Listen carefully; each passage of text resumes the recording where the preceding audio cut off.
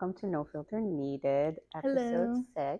6. We're back. This time it's a little different. It's going to be us two today. And yeah, we're going to get into some topics and Let's dive chit in. chat. Yeah. All right. Okay, so one topic that I feel has been coming up recently, and I was thinking to bring it up because I think a lot of people are actually interested in it, is the jowls. Yes. Jowls are, for those who don't know, those are the little outpouching right at the lateral corners of your chin. This usually happens when the fat pads in our face descends down, and then it creates that little outpouching right in this area. Yeah. So I know there's some laser treatments that can help it. Can you tell more about what laser treatments will that be? Well, for the jowl area specifically, what I would do and what I think would yield the best results is definitely Morpheus. That comes up to my mind, which is the radio frequency with microneedling.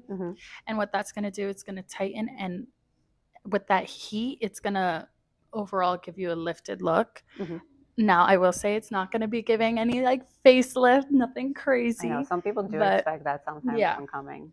Yeah, but over time, at least with 3 treatments, I mean, you're definitely going to see a big difference. Yeah. But yeah, I've seen great changes, or great transformations with Morpheus. It's going to lift and tighten this whole area. Yeah, the face and neck. When it comes to injectables, for me, it really depends on how much jowling we really deal with. Some people think that, if they have a little bit, maybe that can be corrected with a little bit of filler, a little Botox. Now, in majority of the time, it can be. We can place a little bit of filler just anteriorly to the jowls, right in front of it, to fill up that gap, that space that's created from the jowling, and then create a more defined jawline. Some people don't want to go with fillers. I know there's a lot of different thoughts right now about fillers. So some people don't want it, and for those who want a more conservative approach, there is actually a Botox treatment that we can do to help with jowls. It doesn't fix it. It doesn't make it like go away, or that much different, but it does help it, and that will be the DAO Botox, which is the Botox that target the muscles that draw down the corner of our mouth. Those muscles are responsible for the sad face that you're making. And I always tell my patient, I don't think there's any need for a sad face. Let's just tackle that. So when we do the Botox in those areas and we numb this muscle, it kind of creates an inability to frown or to make a sad face. So it kind of gives a little bit of a lift. And it does help a little bit with the jowling and with the droopiness of this area. Doesn't correct it completely, but it helps. Okay. And then not just since we're already talking about filler. Well, that was Botox, but since now I kind of want to dive into filler. How long would you say filler usually lasts for someone? Like, when would you suggest them to come back for another treatment or touch up or anything like that? So generally speaking, fillers should be lasting about 6 months. Okay. However, every person is different. Every person digestive system is different. Every person digests the fillers differently. Some of them can actually retain the filler for a year, sometimes even 2 years. I have sometimes patients coming back after 2 years and I can still feel the filler and I can still see it. So for some, the body metabolizes it very quickly.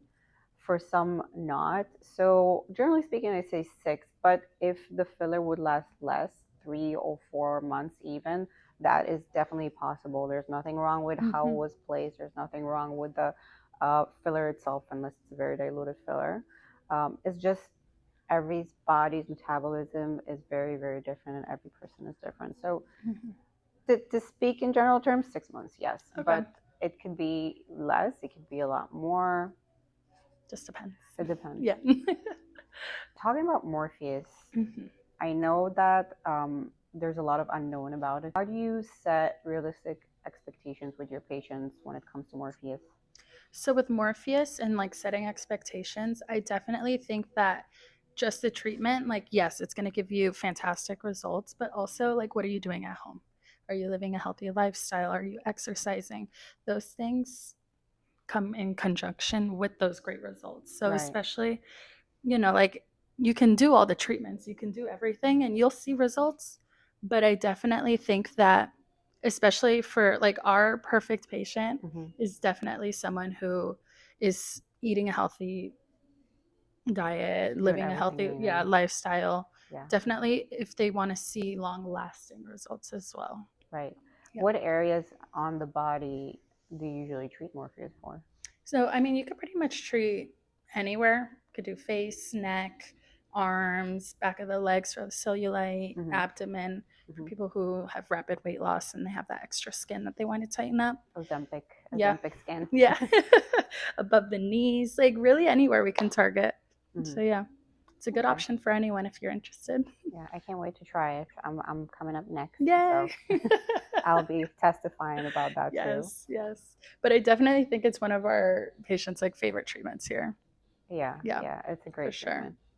So still talking about like setting expectations, I kind of want to like dive into how you set expectations for people who may want some drastic like quick change rather than start building up to it eventually. Yeah, I mean, I feel like it happens a lot with lips specifically because a lot of people comes with very small lips and they show me pictures of huge lips of probably at least 2 syringes lips. And I always try to explain to patients that this type of lips you have to have patience for. You have to build it up. It's not a one time and done and here you go, you get that. I mean, I'm sure there are people who will be willing to do that, but how will the results be? Probably not great. And most likely it will also create migration because when you overwhelm the lips with filler or actually any other part of the face, when you overwhelm it with filler, it does not create a natural look. You have to remember that our skin has to have time to adjust. The tissue have to expand. There's a lot of variables that have to come into play when you do that. So if you want to have a quick fix and you don't care about how it eventually will look or take the risk of migration, all that, sure, I'm sure you can find people who would do that and you'll get huge lips that are just looking for the money and they're like, okay, I'll do it. But if you want to do it the correct way, have a long-term result, not having to dissolve them probably once a year because of how it's coming out, then I would more stick with the timeline of doing that. Normally, I don't do more than 1 syringe in one sitting, and I normally ask between 6 months to a year between each full syringe. Okay. Yeah. Yeah, because I always like, you see all these people and they're like, I want like the Kylie Jenner lips. But it takes time. Yeah. It happens a lot. And you have to be very patient. And you also have to find a good provider that actually has the right intentions and actually wants you to look good and not just wants to, make another buck on you. Especially in Miami. They'll find anyone, they'll do it. Yeah, Miami, there's a lot of spas. I mean, there's a lot of great injectors too. But there's a lot of spas and places that would do it and not necessarily care about the repercussions on the long-term results. So you really have to choose wisely when you choose your provider. Yeah, for sure. Definitely do your research, guys. Yeah, definitely do research. Actually, one topic that I feel like is coming up a lot is the post that Khloe Kardashian. I think she responded to one of the injectors, I guess, influencers. Yeah, it was like a comment, right? It was a post. So he put a post about her, and he kind of estimated what she has done to her face, and he thought she probably did like a brow lift, a lip lift, a nose job, medial facelift, and I guess she came across it, and then she responded with exactly everything that she has done to her face. That's crazy. I feel like everyone's been wanting to know. Yeah. Like, I mean, not just with Khloe. I mean, any of those sisters. Yeah. I mean, she did admit of doing like a nose job. She has a nose job. She did admit of having fillers in the past, but this is like also a trend that a lot of people kind of staying away from fillers now and maybe more of Sculptra, like the natural Yeah, collagen boosters. yeah. And so she said that she had done fillers in the past, and then she said that now she's not doing fillers anymore. Uh, we don't know, maybe, I know, maybe not, debatable. We don't know. debatable. Yeah. But she does say that she does Sculptra, which Mm-hmm. is great for Yes. collagen buildup, for tightening of the skin. And then she said that she's doing Botox, obviously. Mm-hmm. I mean, Yeah. I would It's a not given. believe any word that she would say if she said she doesn't do Botox. And then she said she does the salmon sperm Yeah, facials, facials. microneedling. Yeah. What do you think about that one?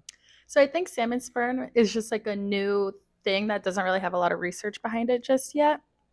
I don't doubt that it gives great results, but personally, I definitely would not steer clear just because there's not a lot of research, but I would like to say like tried and true with either like PRP or like the exosomes, Mm-hmm. like growth factor serums and stuff when it Yeah. comes to microneedling, because you're making those small channels into the skin. Right. You don't want to like cause any infection. There's just a lot of things that could go wrong rather than Yeah. be benefit from it. But And PRP is your own yeah, that's natural your own plasma. That's your own blood. That's your own plasma that yeah. we just use as a serum for your face when you do Yeah. microneedling, right? You just put it right back onto your skin. Yeah. And a recent patient that you just did, Yes. I Yeah. think we saw amazing results with her skin. Glowy, almost like lifted also. Yeah. Yeah.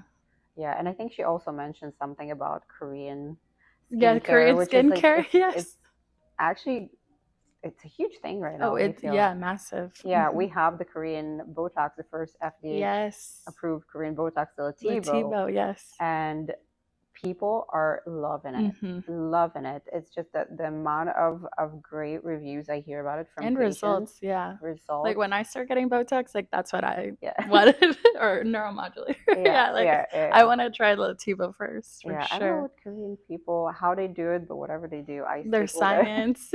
Yeah. Even in my skincare, of course, I use Skin Better. I'm not skipping up my Skin Better, but I Yeah. do combine some Korean skincare, and I do feel of having some improvement. Yeah. But I think it's also a key to combine medical grade Yeah, skincare, I think right? like whatever works best for you, and if you are seeing the results that you want to get, by all means. Yeah. Right. Right. For sure. And as she said, it's a combination of things. Like Yeah. she said, she's doing the Korean skincare, she does Botox, she does Just Sculptra, she does lasers. lasers, Yeah. facials. So Monthly facials. Yeah. It's all like everything all works in conjunction. Like you could come here every month for a facial, but if your skin regimen at home isn't sufficing, like if you're not exfoliating, if you don't have your retinols, there's only so much that we can do if you're only seeing us once a month. right. So Right. you have to do also your homework at home. Yeah, So. to get to her, I mean, I might believe she hasn't done like the mid facelift, because if Right. she's so persistent with her skincare and her facials and lasers and all that, Yeah. you can definitely look like that in your mid 40s. Oh, for sure. I would not doubt that. So I do. I mean, even Chris, I feel like she never ages. No, but I mean, Chris has done some good She's amount of done- facelift. yeah. Her last surgeon, wow. Oh, I mean, know. if he ever Yeah. hears this, we're all here. We're all Yeah. rooting for you. But her You last know? surgeon has done an incredible job. I agree. And now that we're kind of talking about the Kardashians, I remember specifically like they were all doing like the NAD IVs and stuff. Do you want to talk a little bit more about NAD since we do carry that here? Yeah. So NADs,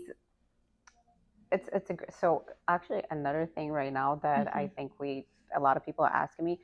People are asking me, what is the difference between B12 and NAD? Like, why should I get a B12, or why should I get an NAD, or like what's the difference? Yeah, what's better? So B12 is great for energy boost. It's amazing for energy boost, and if you're consistent with it and taking it either on a monthly basis or on a weekly basis, depending on the dosage, it's great to maintain energy, like high energy. It helps with working out.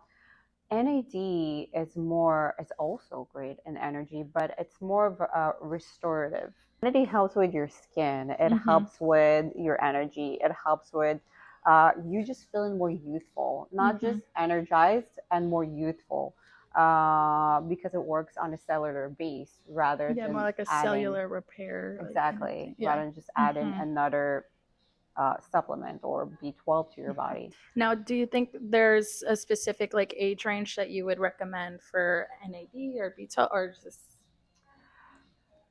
like who would benefit more from? I feel like for the younger patients, I would probably go with B12 if they feel like they're depleted with energy or they just need a little boost. I mean, younger people mainly don't have any issues with maintaining that. But if it's a younger crowd, then I would probably stick to that. If it's the older and you need to feel more energized, you need to feel more youthful, you want a little bit of skin glow, then definitely the NAD. Okay. Yeah. That's cool. But don't take it together because that will not be good. Oh gosh. Read your black box warning. So do not take it together. Yeah. That's good to know. I didn't know that. Yeah. Well, think about both of them working on boosting up your energy. So you might feel heart palpitations. You might feel shivery. You might. It's like after a couple Celsius. Oh gosh. A lot of Celsius. Yeah, no. We don't want that, guys. Definitely not.